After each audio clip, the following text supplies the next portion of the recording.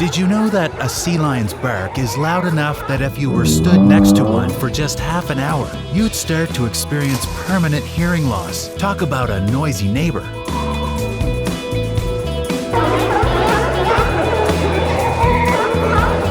Not only that, but one male can mate with an average of 16 females in a season, each of which is ready to mate again 20 to 30 days after giving birth. So they essentially breed like big, noisy rabbits. Because of this, it's not really ideal when they decide to make their home near humans. If it's not the noise, it's the boisterous behavior. And if it's not that, then it's the fact that while these animals look calm, they aren't exactly water puppies.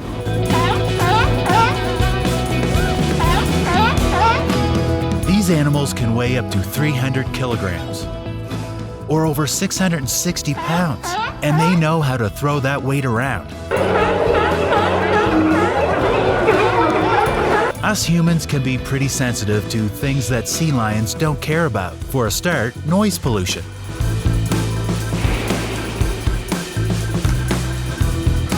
A baby shouldn't be exposed to noises over 70 decibels, and older kids shouldn't be exposed to noises of over 85 decibels for prolonged periods of time. Normal human conversation is around 60 decibels.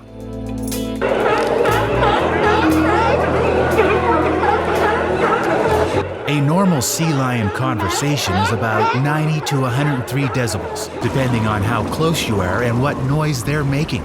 Needless to say, these big beachgoers make a lot of noise pollution.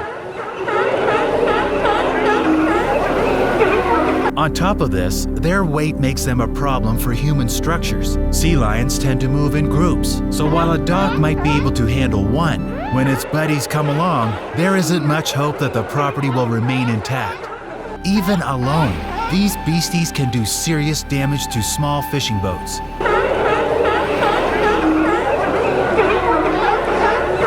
And if their damage to our boats wasn't bad enough, they can also do some serious damage to the human body.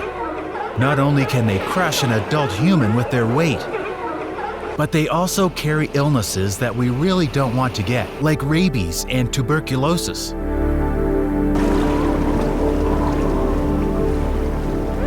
It's not unusual to find communities trying to find ways to coax sea lions to go back into the deep blue sea.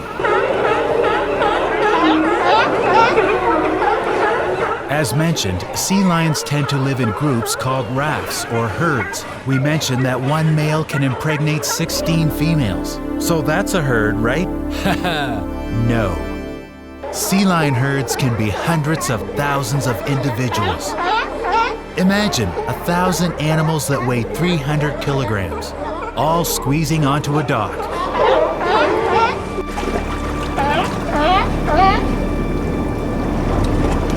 There's no way that a normal dock that's meant to hold maybe a couple of humans gets out of that unscathed.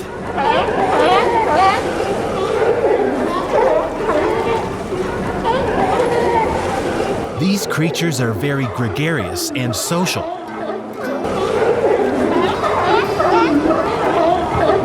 Except during mating season, when some males will start getting aggressive.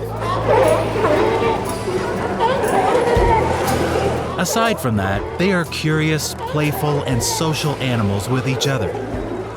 Humans, though, shouldn't get involved with this fun and games. In general, it's advised that humans should only observe sea lions from a distance, not feed them, and not try to get into the groups. A tourist or layperson isn't going to know when mating season is, and if you pick the wrong time, it could get messy.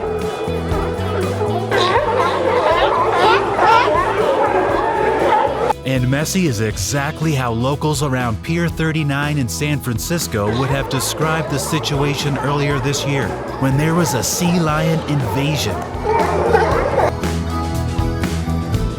Locals are quite used to sea lions in this area. The town seems to be a pit stop for the sea lions before they swim off to the Channel Islands. They know to give the animals plenty of space unless they want trouble.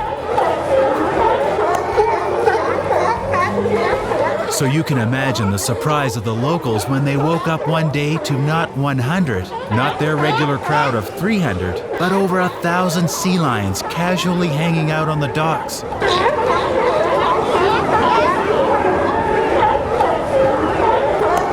Thankfully for the human population, this isn't actually the largest amount of sea lions these docks have seen, having had numbers closer to 2,000 in years gone by. And the sea lions have learned to stay in one area that the humans have designated for them. Still, the amount of noise pollution was astounding, and this amount of sea lions would have overwhelmed any other community. Apparently, the sea lions approached because there was a boom in seafood, like anchovies, so the locals are taking it as a compliment, saying that they must have the best seafood around. It wasn't such a happy story in California, where locals had to scatter when a sea lion erupted from the water and lunged out at the beachgoers. Chaos erupted as people grabbed children and ran away from the animal so that nobody would get hurt. If they hadn't been as awake and aware as they were, it could have been a much sadder story. As much as these creatures may be well liked by some people, they still don't make good neighbors. Between noise pollution, zoonotic diseases, and the possibility of harm, it really is best just to leave them alone if you ever see a group at your local dock, unless you're ready to be flattened by 300 kilograms of marine life.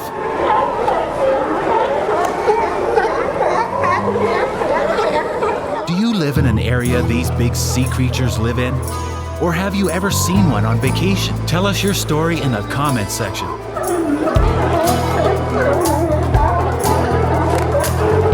If you like this video, subscribe for more and check out our other videos on sea life. Like our video on orcas and their hunting tactics.